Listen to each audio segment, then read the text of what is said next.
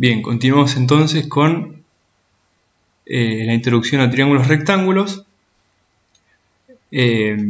Por ahí es un tema que también lo han visto y hacemos una refrescada para no tener que volver atrás cuando expliquemos el tema nuevo.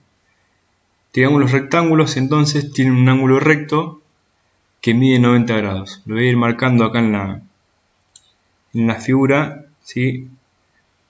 Ese es el ángulo recto, tiene 90 grados y dos ángulos que entre los dos suman 90. ¿Sí? Entre el ángulo A y el B, ¿sí? van a sumar 90 grados. Entonces 90 entre estos dos más 90 me suman 180. ¿Sí? Bastante sencillo. Cualquier triángulo rectángulo va a tener entonces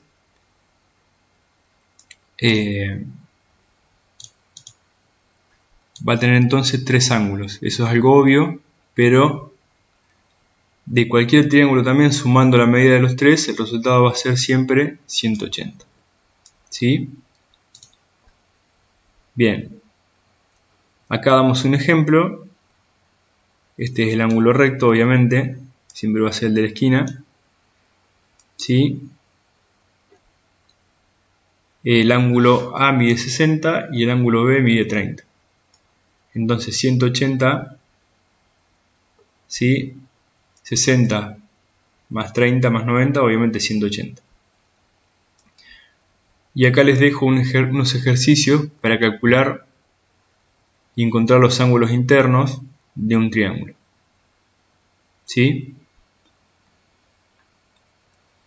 Bueno, vamos con los lados ahora. ¿Cómo identificamos los lados? ¿Sí? Como se lo dije en un apartado anterior, siempre va a ser importante reconocer la hipotenusa, ¿sí? En nuestros triángulos. Porque nosotros en esos triángulos siempre vamos a tener dos ventajas. Primero, que vamos a tener el ángulo de 90. Siempre cuando vean la esquina ya saben que esto mide 90. ¿Sí?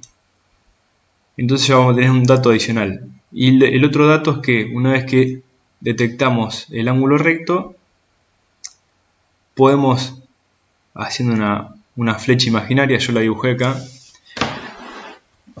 encontrar la hipotenusa.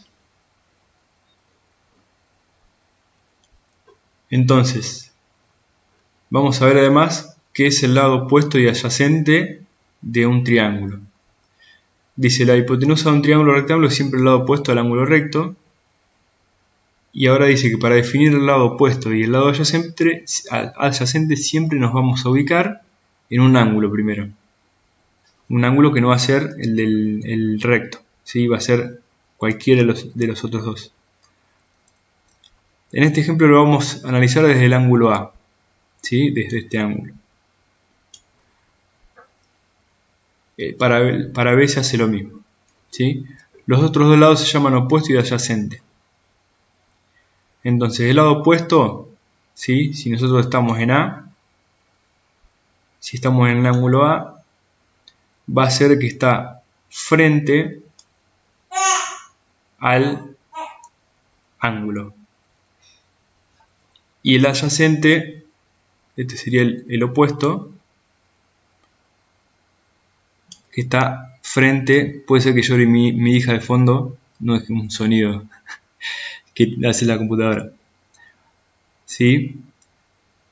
Y acá aclara que nunca hay que posicionarse en el ángulo recto para identificar el opuesto y el adyacente. O sea, yo nunca me puedo parar acá para decir cuál es el opuesto y el adyacente. Y el lado adyacente es justo el que está como abajo del ángulo. ¿Sí? Entonces, desde el ángulo A yo voy a tener mi opuesto y mi adyacente.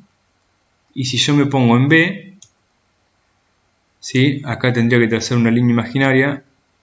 Este es el opuesto y la hipotenusa va a ser siempre lo mismo para cualquier ángulo, ¿sí?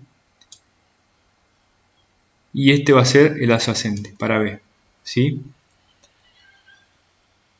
Acá les dejo entonces algunos ejercicios, por ejemplo, con respecto al ángulo G, ¿cuál es el adyacente? Y bueno, ahí el análisis que pueden hacer ustedes, si esta es la hipotenusa, ¿sí? ¿Por qué? Porque está frente al ángulo recto, ¿sí? Si esa es la hipotenusa, ¿cuál es el adyacente? Bueno, de G, yo sé que el que está al frente es el opuesto y el que está abajo va a ser el adyacente, ¿sí? En este caso, para nombrar al lado este, yo puedo decir que se llama MG, porque va desde M a G, ¿sí? O GM es lo mismo, ¿sí? Bueno, les dejo para repasar,